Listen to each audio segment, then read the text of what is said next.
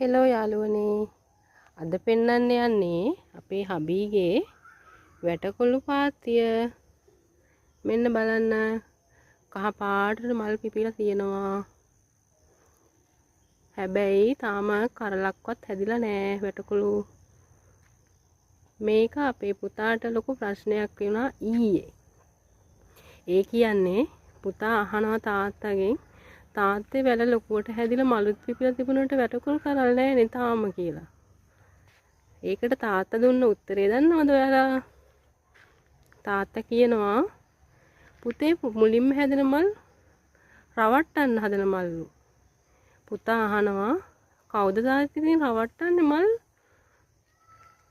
පුතා දන්නවද මුලින් පරාගණය සිද්ධ වෙන්න ඕනේ කරල් හැදෙන්න නම්. ඒකට කෘමීන් ගෙන්න ගන්න ඕනිලු. කෘමීන් ගෙන්න ගන්න මුලින්ම පිපෙන මල් සත්තු රවට්ටන්න පිපෙන මල් කියලා තමයි එයා කියලා දුන්නේ.